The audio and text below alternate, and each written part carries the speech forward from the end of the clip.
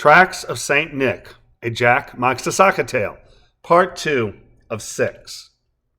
The weather on the 26th was as unseasonably warm as it had been the day before, so I dressed for an active as opposed to a passive outing, knowing how easily I would heat up with a little exercise. I again bundled Jack up snugly, assured that he would be well protected from the wind inside the plastic bubble of the Burley Bee's rainfly. Jack had grown quite a bit in the 2 years since I'd given him his helmet, and I made a mental note to buy him 2 of the next larger size, one for his house and one for what he insisted on calling Lola's house, despite the dual residency of my wife and I.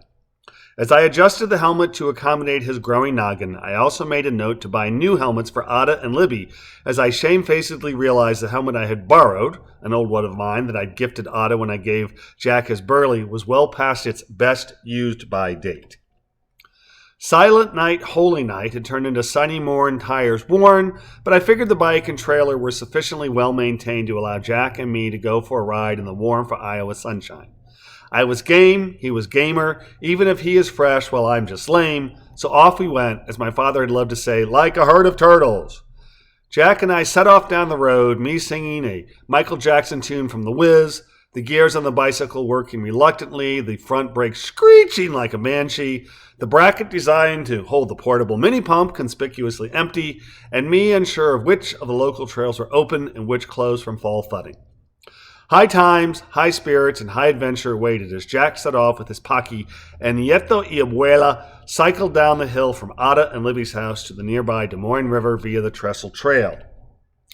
The Schwinn's 3 front gears were working admirably, but the 9 cogs and back were far less cooperative.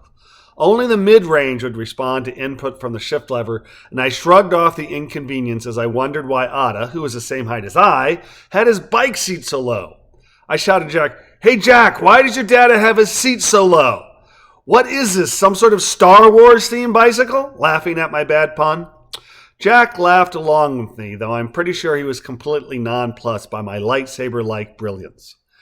Changing terrain had me working the rear gear shifter, pushing with my thumb to make climbing easier and pulling with my glove-clad index finger to maintain a comfortable cadence on the downhill stretches, and the available gears reluctantly began to multiply as we cycled along.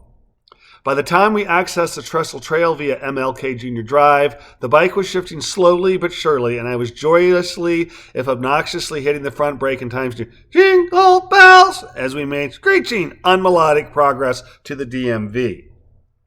"Well, Jack of all trades," I hollered over my shoulder, "do you think the trail's US 6 underpass is open, or will we have to backtrack and cross on Euclid?" Jack's answer was an admitted, "I don't know," as the Burley's plastic rainfly muted his response, and my lightning-fast pace of 11 mph redshifted his words to a deeper tenor. We arced around the trail's curve, and before us the asphalt, though coated in slick mud, was open.